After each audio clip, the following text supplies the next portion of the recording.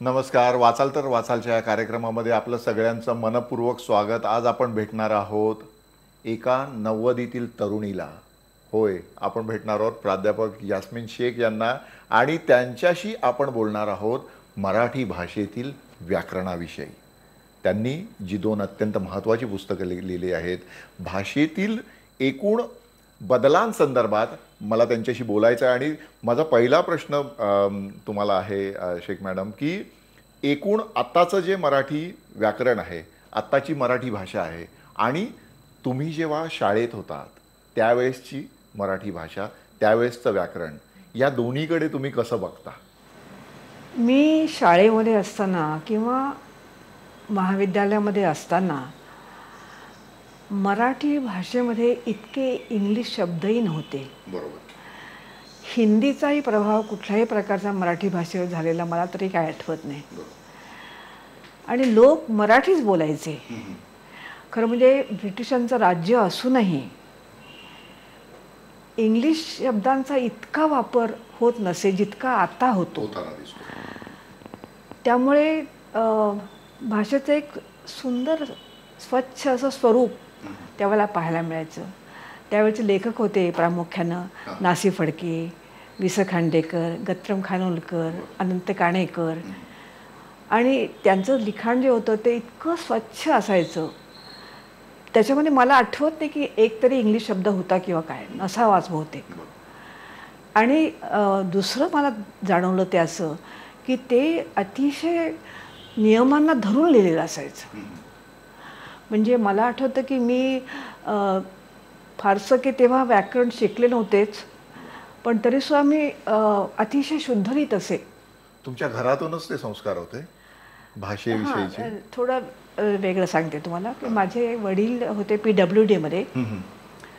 तेव्हा आताची 9वी तेव्हाचे 5वीपर्यंतच त्याचं शिक्षण झालं होतं, कारण वडील वारले आणि त्यांना लागलीच मग नोकरीलाच लागावं लागलं. आणि आई माझी पेणची होती, कारण आम्ही ज्यू कुटुंबामध्ये मी जन्मले.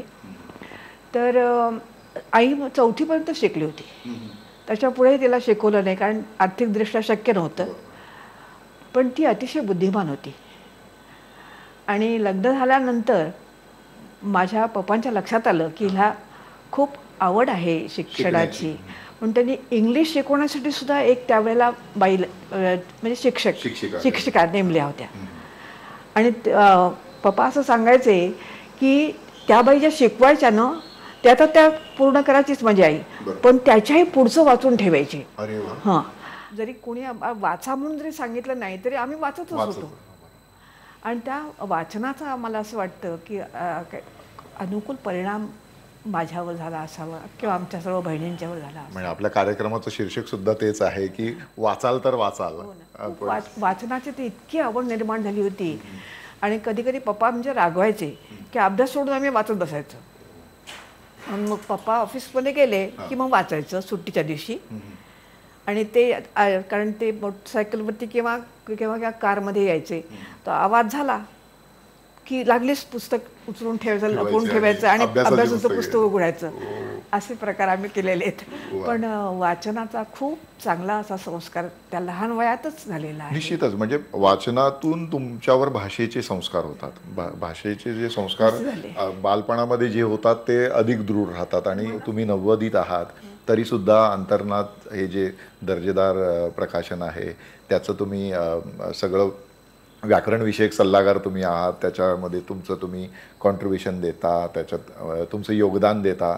ह्या सगळ्या याचं म्हणजे मला गुपित जाणून घ्यायला आवडेल. नाही, गुपित काहीच नाही आहे. खरं म्हणजे मी आपणहून काही त्यांच्या अंतरांमध्ये कामाला लागले नाही. खरं म्हणजे मी उलट त्यांनी जेव्हा माझ्याकडे काही अंक पाठवले सुरुवातीला आणि त्यांना आजी सदस्य मी व्हावं अशी इच्छा होती, मी ते वाचले. आणि जेव्हा माझ्याकडे भानू काळे आले आणि मला कसं काय वाटलं तुम्हाला अंक, मी म्हटलं मी आजी सदस्य होते, छान आहेत, लेख चांगले होते, त्यांचं कार्यही मला खूप आवडलं. फक्त मी म्हटलं की याच्यामध्ये शुद्धलेखनाच्या खूप चुका आहेत, तर काही काळजी करू नका, तुमचा जो कोणी प्रूफ रीडर असेल त्याला माझ्याकडे पाठवा, मी त्याला तयार करते. तुम्ही स्वतःहूनच म्हणाला. मी म्हटलं त्यांना आपणहून. आणि भाषेच्या प्रेमाशिवाय तर माणूस असं आणि बोलू शकत मला नाही. कसलीही अपेक्षा नव्हती. बरोबर. परंतु भानू काळे त्यांचं मोठेपण असं की त्यांनी मला एक चेक दिला जो मी तेव्हा नको म्हटलं. अहो मी नाही, पैशासाठी हे काम नाही करत. आणि माझं व्याकरण सल्लागार म्हणून मला किताबही त्यांनी दिला. खरं म्हणजे मला कल्पनाच नव्हती. नाही, पण खरं म्हणजे तुम्ही संपूर्ण महाराष्ट्राच्या व्याकरण सल्लागार अहो, आहात. नाही. तुम्ही जी दोन्ही पुस्तकं लिहिलेली आहेत त्या दोन्ही पुस्तकांचं जर अधिक चांगल्या पद्धतीने शासनाने, प्रत्यक्ष भाषेत काम करणाऱ्या लोकांनी, म्हणजे आम्ही सगळे सर्व माध्यमांमध्ये काम करणारे लोक आहेत, यांनी जर त्याचं यथार्थपणे पालन केलं तर मराठी भाषेबद्दल आता जे काही संभ्रम निर्माण झालेले आहेत ते संभ्रम सुद्धा दूर होतील. म्हणजे माझ्या मनात एक सगळ्यात मोठा संभ्रम आहे, तो म्हणजे मराठीमधले जे संस्कृत शब्द आहेत त्या संस्कृत शब्दांसाठी जे वेगळे व्याकरण विषयक नियम आहेत आणि इतर शब्दांसाठी वेगळे व्याकरण विषयक नियम आहेत. मग हा भेदाभेदच मूळ पाया आहे ना या सगळ्या भाषिक आपला जो अनागोंदी कारभार आहे त्याचा. तुम्हाला काय वाटतं त्याबद्दल? नाही, काय माहिती का, मी सुद्धा माझ्या एका व्याख्यानामध्ये हा विषय मांडला होता आणि आपल्या मताशी मी सहमत आहे. कारण मी असं म्हटलं होतं की समजा कवी शब्द तुम्ही नियमाप्रमाणे दीर्घ लिहायचा, दीर्घ लिहायचा, कवीला, कवीने हे दीर्घ लिहायचं. पण कवी प्रतिभा असेल तर तो ह्रस्व करायचा, कारण संस्कृताप्रमाणे. तर याच्यामुळे उलट, कारण काय झालं की दिवसेंदिवस संस्कृत आता शिकवण्याची किंवा शाळांच्यामध्ये शिकवतही नाहीत. हां, आणि त्यामुळे ती पार्श्वभूमी विद्यार्थ्यांना नसल्यामुळे हा शब्द संस्कृत आहे का मराठी आहे का कुठल्या भाषेतला आहे आणि कळत नाही. मराठीच म्हणावं ना त्याला, त्या शब्दाला मराठी म्हणावं आणि कवी प्रतिभा हा दीर्घच लिहावा असं मी माझ्या एका व्याख्यानामध्ये सांगितलं होतं. परंतु काय असतं माहिती आहे का, की हे जे लेखनविषयक नियम असतात ते एखाद्या कमिटीनं किंवा महामंडळ म्हणूया आपण, मराठी महामंडळानं हे नियम सिद्ध केले किंवा मांडले, सरकारपुढे मांडले आणि शासनानं ते मान्य केले. यशवंतराव चव्हाण त्यावेळेला मला वाटतं मुख्यमंत्री होते आणि त्यांनी ते मान्य केले. ते मान्य केल्यानंतर त्यांनी लागलीच निरनिराळ्या शाळांच्यामध्ये, सर्व शाळांच्यामध्ये, नंतर कॉलेजेसमध्ये, वर्तमानपत्रांच्या कार्यालयामध्ये सगळीकडे त्यांनी ते पाठवले आणि सांगितले की या नियमाप्रमाणे तुम्ही लेखन करायचं. आता म्हणून मी त्याला शुद्ध म्हणतच नाही. माझ्याही पुस्तकामध्ये मी मराठी लेखन मार्गदर्शिका असं म्हटलेलं आहे. शुद्ध अशुद्ध नाही, असू शकत नाही. हां, शुद्ध अशुद्ध नाही. हे नियम आहेत. जसं इंग्लिशमध्ये स्पेलिंग असतं ते पण पाळतो की नाही आता. आणि उच्चार काय करतो, उच्चार वेगळा आणि स्पेलिंग वेगळं असं कितीतरी तुम्हाला दाखवत आहेत. मला आठवतं की एकदा टी व्हीवर दाखवतं NATURE, तर तो मुलगा वाचतो ना टू रे, तर त्याची काहीच चूक नाही. त्यांनी बरोबर आहे, NA ना केलं, TU टू केलं आणि आरी रे केलं. म्हणजे इंग्लिश स्पेलिंग नेचर आहे आणि तो आपण मान्य करतो. हे तसं इंग्लिशचं स्पेलिंग आहे तितकं जरी मराठीचं नसलं, तितकं नाही आहे, पण हे मराठीचं स्पेलिंगच आहे असं म्हणा तुम्ही. आणि मग ते स्पेलिंग त्याच्यासंबंधी एक नियम करणं आवश्यक असतं. कारण तुम्ही इच्छेप्रमाणे, तुमच्या इच्छेप्रमाणे तुम्ही लिहायला, माझ्या इच्छेप्रमाणे मी लिहायला लागले तर अनागोंदी, भाषिक अनागोंदी म्हणजे सध्या तरी. आणि भाषिक अनागोंदी व्हावी किंवा त्याला उत्तेजन देण्याची काही विधानं मोठे मोठे लेखक राव करतायत आणि ते बोलतायत की तुम्हाला जसं तुमच्या बोलण्याप्रमाणे करा किंवा तुमच्या. पण शेवटी प्रमाण भाषा हा काही एक मुद्दा आहे आणि विशेषतः म्हणजे प्रमाण भाषेविषयी तुम्ही म्हणता म्हणून सांगते की तुम्ही समजा ललित वाङ्मय लिहिता आणि एखाद्याचं संवादाचं तुम्ही काही त्या ठिकाणी एखादा शेतकरी बोलतो आहे किंवा कोणी गरीब माणूस किंवा ग्रामीण भाषेत, ग्रामीण ठिकाणचा मनुष्य बोलतोय, तर त्या ठिकाणी त्याची भाषा जी असेल ती तुम्ही घ्या ना, त्याच्याबद्दल माझं म्हणणं नाही आहे. पण तुम्ही जेव्हा निवेदन करता, तुम्ही जेव्हा वैचारिक काही लिहिता किंवा तुम्ही शास्त्रीय काही लिहिता, म्हणजे इतिहास भूगोलासारखे ग्रंथ म्हणा किंवा शास्त्राचे ग्रंथ किंवा मराठीमध्ये सुद्धा वैचारिक वाङ्मय याला म्हणूया आपण, त्या ठिकाणी तुम्हाला प्रमाण भाषा वापरावीच लागते. मग ती 3.5% लोकांची भाषा असो की आणखी कोणाची असो ते महत्त्वाचं नाही आहे.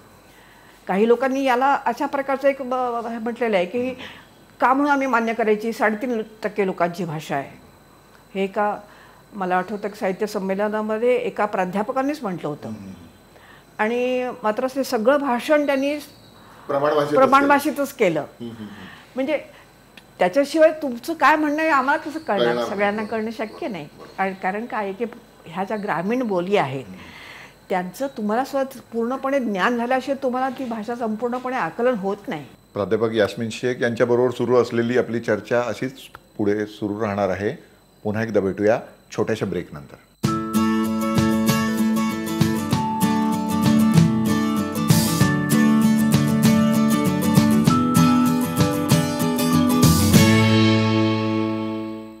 वाचाल तर वाचालमध्ये पुन्हा एकदा आपलं स्वागत. आपण बोलतो प्राध्यापक यास्मिन शेख यांच्याशी आणि आपली चर्चा सुरू आहे मराठीतील भाषा व्यवहाराबद्दल.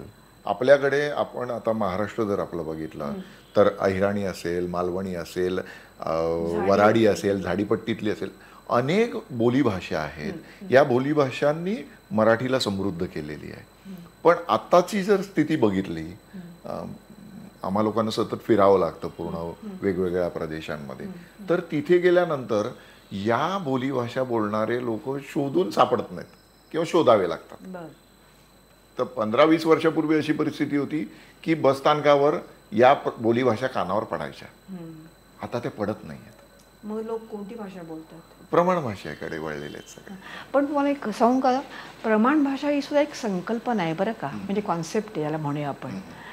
कोणीच प्रमाण भाषा बोलत नाही, लिहितो आपण. आणि लेखन आणि बोलणं ही दोन वेगळी माध्यमं आहेत. हे ध्वनिरूप, भाषा ही ध्वनिरूप आहे आणि तीच मुख्य म्हणजे भाषते हाच त्याच्यामध्ये म्हणजे बोलणं हाच अर्थ आहे. लेखन हे त्याचं कृत्रिम रूप आहे. ते बोलणं तुमचं टिकावं म्हणून तुम्ही लिपी निर्माण केली आणि लेखनाचा आधार घेतला. त्यामुळे लेखन आणि हे अगदी वेगळी माध्यम आहेत. एक श्राव्य माध्यम आहे असं म्हणूया आपण आणि एक तुम्हाला दिसेल की दृक माध्यम आहे. दोन भिन्न माध्यम आहेत आणि त्यामुळे आपण जसं बोलतो तसंच लिहितो हे म्हणणं चुकीचंच आहे.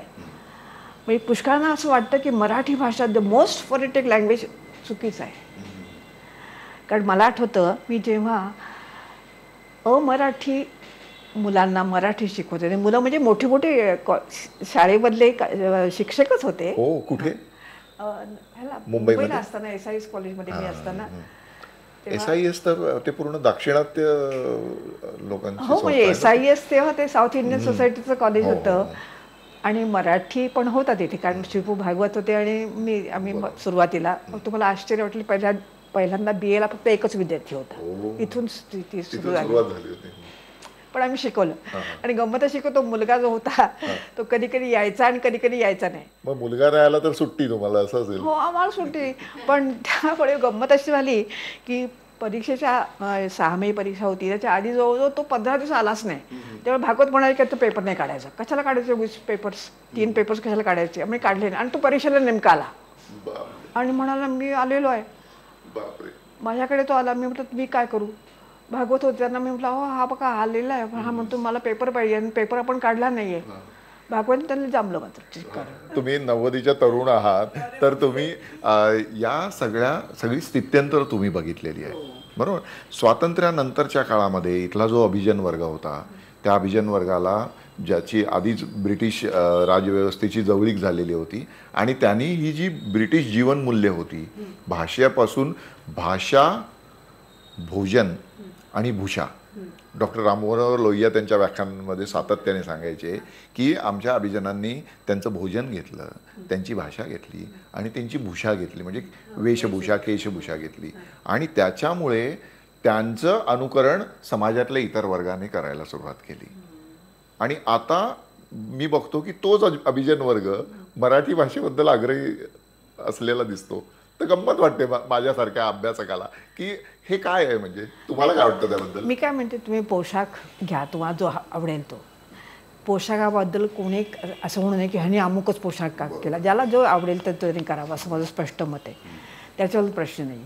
भोजनाच्या बाबतीमध्ये तर ज्याच्या त्याच्या इच्छेप्रमाणे आणि चव जी त्याची जशी काय त्याला वाटत असेल त्याप्रमाणे त्यांनी भोजन करावं, त्याच्याबद्दल माझं म्हणणं नाही.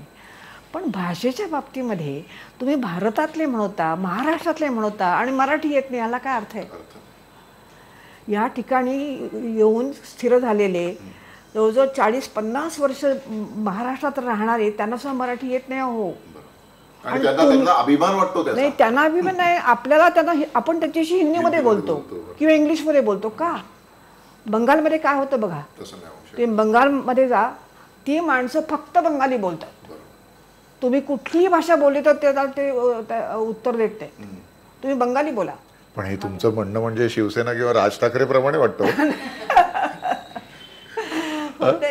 मला काय तुम्ही आग्रही आहात एकदम. नाही नाही, असं नव्हे. महाराष्ट्रातल्या माणसं आता अमिताभ बच्चन सारखा नट, त्याला अजून मराठी येत नाही आणि त्याला काही त्याचं वाटत नाही, काही नाही. अहो, मला आठवतं की साहित्य संमेलन एकदा आलो ते एक वाक्य कसं बोलले, परंतु तुम्ही अजिबातच भाषेचा आग्रह धरत नाही आणि हे इंग्लिश मिश्रित आणि हिंदी मिश्रित बोलता. असं माझ्यासोबत लग्न करशील का? सोबत काय? हा काय प्रकार आहे मला कळतच नाही. माझ्याशी म्हणा ना. बरोबर. ती माझ्यासोबत प्रेम करते, हे मी वाक्य ऐकलं. सोबत प्रेम करते म्हणजे काय? म्हणजे तुम्ही मराठीचा चुथडा करतायत असं मला वाटतं. म्हणजे हिंदी, मग हिंदी तरी बोला, पूर्णपणे हिंदी वाक्य बोला, पूर्णपणे इंग्लिश वाक्य बोला, पण मराठीमध्ये हे अशा प्रकारची सरमिसळ करून त्या भाषेची तुम्ही विल्हेवाट लावू नका, एवढंच मला वाटतं. निश्चितच. आणि त्यासाठी मला अजूनही वाटतं की आपण सर्वांनी, सुशिक्षितांनी, मराठी भाषेबद्दल ज्यांना प्रेम आहे या सर्वांनी मराठी भाषेचं रक्षण करण्याकरता, तिचं संवर्धन करण्याकरता प्रयत्न केले पाहिजेत. मराठी भाषा ही खूप समृद्ध आहे, मी तुम्हाला सांगते.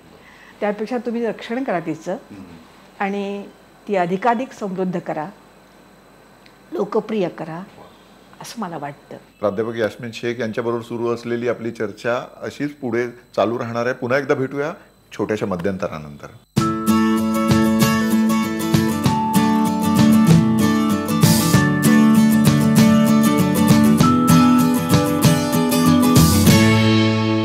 तुम्ही याच्या आकड्यांचे शब्द कसे लिहावे याबद्दल तुम्ही लिहिलेलं आहे आणि अनेक त्याच्यामध्ये तुम्ही तुमचं कॉन्ट्रिब्युशन देण्याचा प्रयत्न केलेला आहे.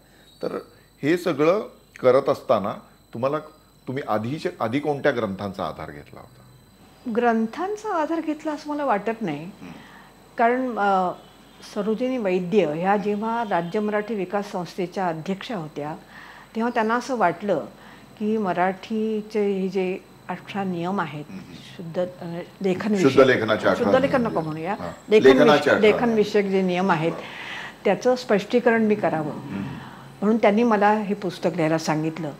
आणि अतिशय सोप्या भाषेमध्ये, सर्वसामान्य माणसाला कळतील असं, अगदी विद्यार्थ्याला सुद्धा कळेल इतक्या सोप्या भाषेमध्ये मी ते पुस्तक लिहिलेलं आहे. तुम्ही या ज्या भावना व्यक्त केल्या आणि तुम्ही जे काम करतात अजूनही नव्वदीत तुम्ही एखाद्या तरुणीच्या उमेदीने काम करतात आणि मराठी भाषेच्या रक्षणाचा आग्रह तुमचा या भाषेवरच्या प्रेमापोटी आहे आणि हेच प्रेम आपल्या पुढच्या पिढ्यांमध्ये संक्रमित व्हावं ही तुमची जी अपेक्षा आहे ती अपेक्षा निश्चितच पूर्ण होईल.